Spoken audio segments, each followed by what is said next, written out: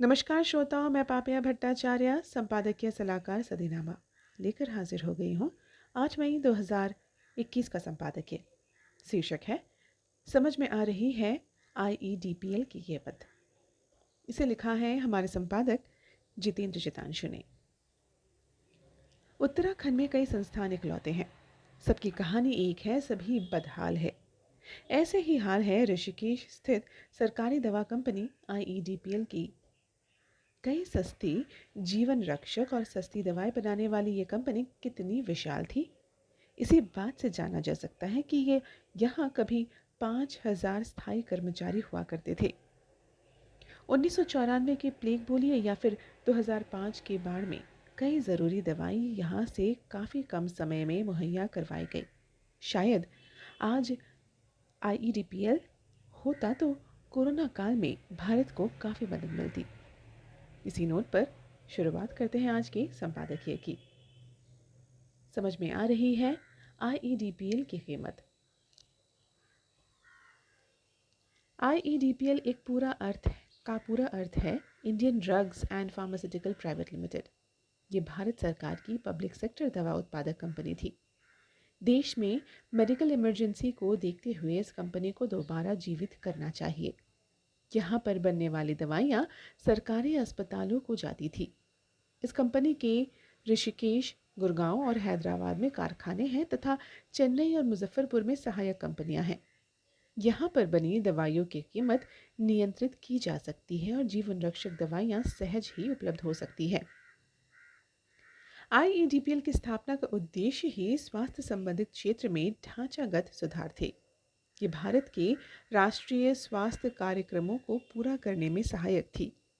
1994 में पहले प्लेग को नियंत्रित करने में इसने प्रमुख भूमिका निभाई। ये एकमात्र कंपनी थी जिसने पूरे देश को टेट्रासाइक्लिन दवा की लगातार आपूर्ति की। भारत के कई भागों में मलेरिया महामारी से बचने के लिए क्लोरोक्वीन दवा की 24 घंटे आपूर्ति की।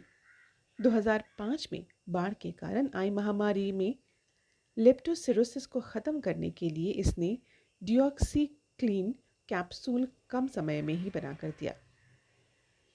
यहाँ की बनी दवाइयों की गुणवत्ता के कारण कई विकासशील देश यहाँ से कम कीमत में दवाइयाँ खरीदते थे। आज कोविड का वैक्सीन बनाने वाली कंपनियाँ भारत को सीधे अधीन नहीं। उसके बाद भी तमाम राजनीतिक दलों के नेता ये कहते हुए दिखते हैं कि ये मोदी वैक्सीन है, हम इसे नहीं लगवाएंगे। नतीजा हुआ कोरोना के दूसरे चरण टीकाकरण अभी तक पूरा नहीं हो पाया। अब जिस राज्य के क्षेत्र में वैक्सीन बनाने वाली कंपनियां हैं, जो इस समय राज्य विशेष राजनीतिक तूफान में फंस सकती है। जहां तक IEDPL की बात है, ये विश्व स्वास्थ्य संगठन के अनुसार जो स्थान IEDPL ने प्राप्त किया, उस स्थिति तक पहुंचने में दूसरी कंपनियों को 50 वर्ष लग गए। अगर यही स्थिति रही तो देश में स्वास्थ्य आपातकाल की घोषणा करनी पड़ सकती है। लेकिन दवाइयों की ज़रूरत तो फिर भी पड़ेगी और उस हालात में सरकारी कंपनियां ही काम आएंगी। पर तब तक सरकार को चाहिए कि स्थिति बिगड़ने से पहले IEDPL जैसी फैक्ट्रियों को चालू करे। कोरोना बेलगाम है और संसाधन और समय सीमित।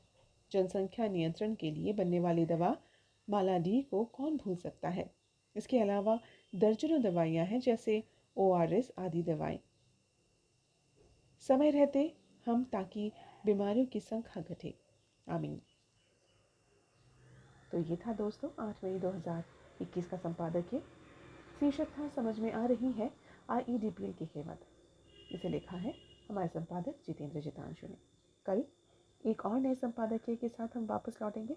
तब तक के लिए